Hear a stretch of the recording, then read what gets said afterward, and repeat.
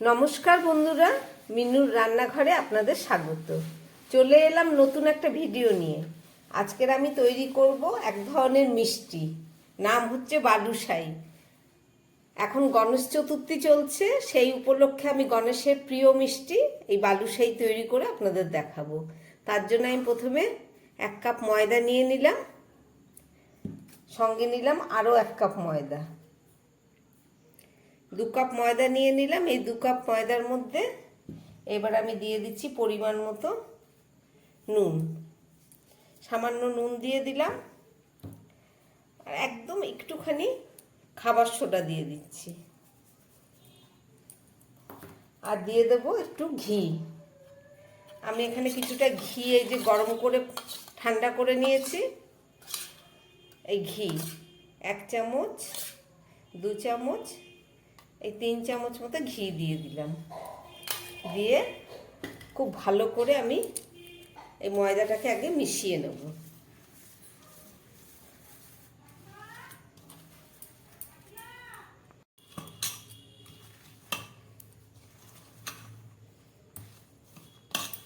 খুব ভালো করে আমি ঘি, নুন আর খাবার সোডাটা ময়দার মধ্যে মিশিয়ে নিলাম। একদম সুন্দরভাবে মিশে গেছে। এবার এটাকে অল্প অল্প জল দিয়ে একটা ডো তৈরি করব।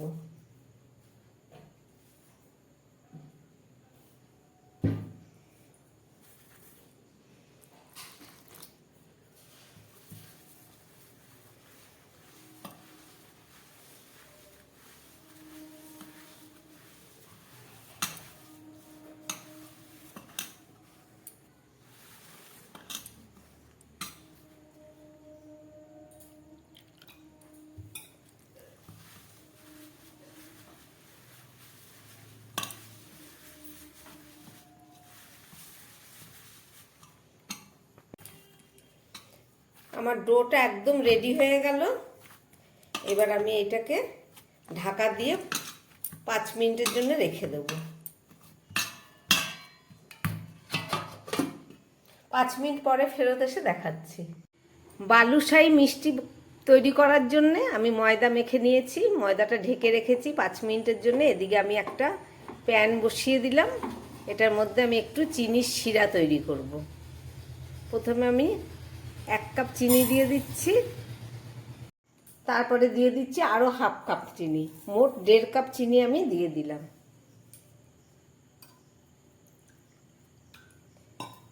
আর দিয়ে দিচ্ছি 1 কাপ জল। এইটা দিয়ে আমি একটা চিনির শিরা তৈরি করব।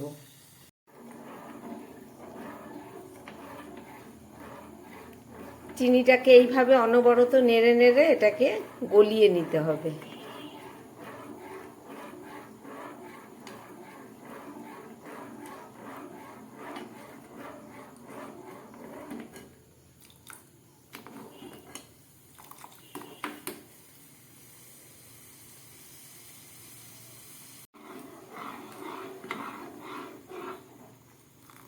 চিনিটা এবারে গলে গেছে। এবার আরও খানিকক্ষণ এটাকে ভালো করে জাল দিতে হবে, যতক্ষণ না একটু আঠা ভাব হবে।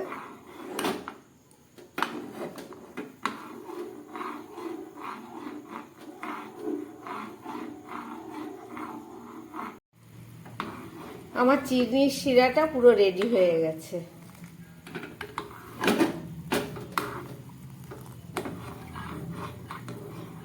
এবার আমি গ্যাসটাকে বন্ধ করে দিচ্ছি।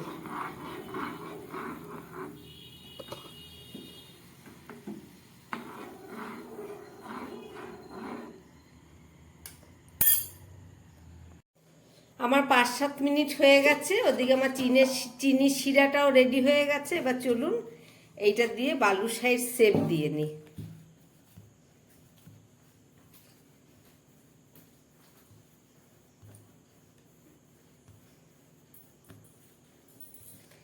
গণেশ পুজো উপলক্ষে এই বালুশাহী মিষ্টি আর মোদক এগুলো মহারাষ্ট্রের, কিন্তু এখন আমাদের বাংলার ঘরে ঘরেও এসব মিষ্টি পাওয়া যায় এবং মানুষ বানায়ও ঠাকুরকে দেবার জন্যে। আমি প্রথমে খুব ছোট ছোট লেচি করে দেব।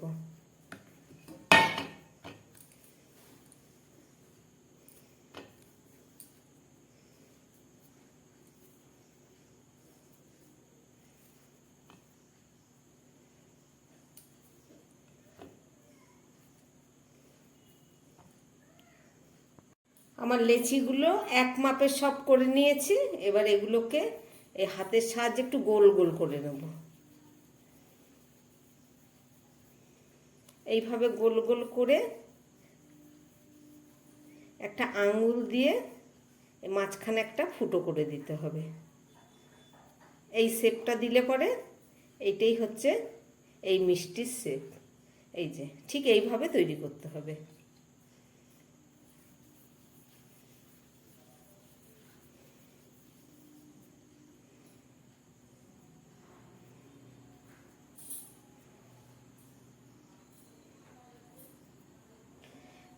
আপনারা আঙুল দিয়ে না করে একটা গোল সরু পেনের পেছন দিয়ে করলেও হবে।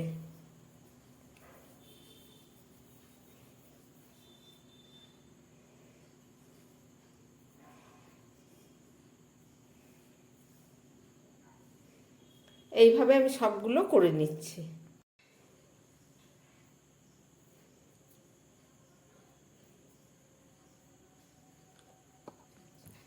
আমার সমস্ত মিষ্টিগুলো রেডি হয়ে গেছে। চলুন এবার এগুলোকে ভেজে নেব।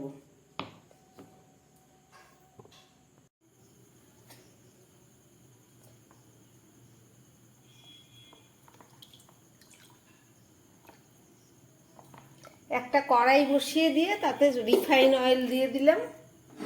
আপনারা চাইলে ঘি দিয়েও ভাজতে পারেন।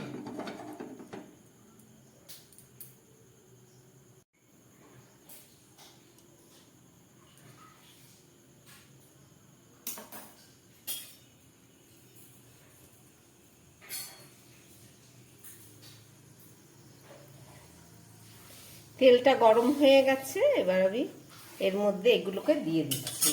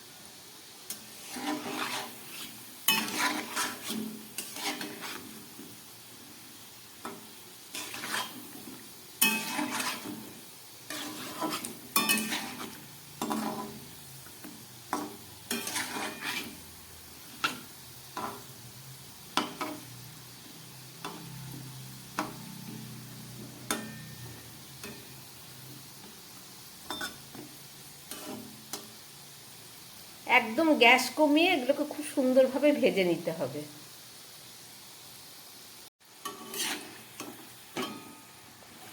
আমার বালুশাহী মিষ্টিগুলো ভাজা হয়ে গেছে। এবার আমি এগুলোকে তুলে ফেলবো।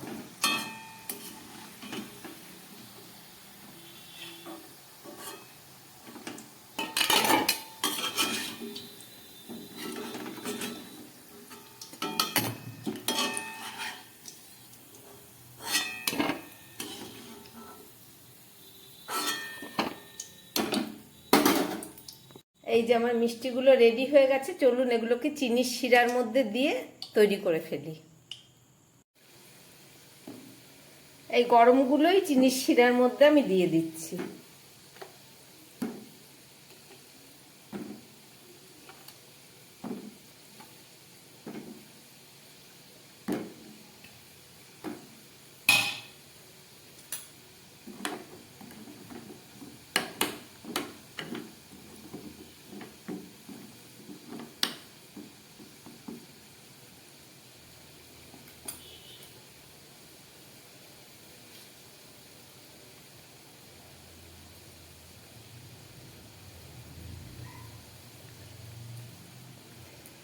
খুব সামান্য একটু ফুড কালার আমি এই চিনির শিরার মধ্যে দিয়ে দেবো, একদম সামান্য, এই যে এইটুকু আমি এই চিনির শিরার মধ্যে দিয়ে দিচ্ছি।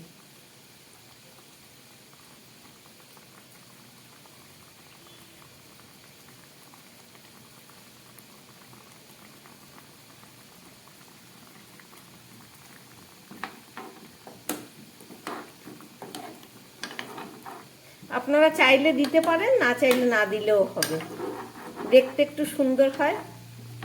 এটা দামি ফুড কালার, খাবারে কোনো অসুবিধা হয় না।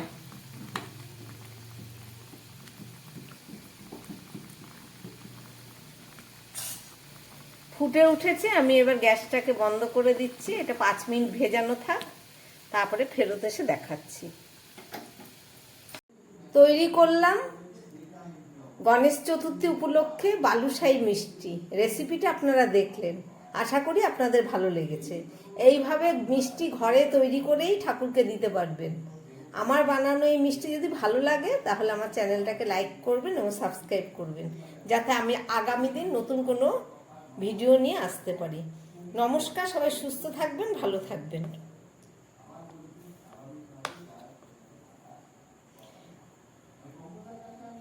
একটা ভেঙে দেখালাম,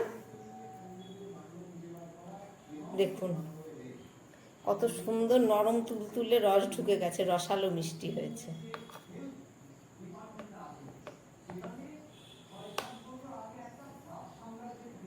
নমস্কার, সবাই সুস্থ থাকবেন, ভালো থাকবেন।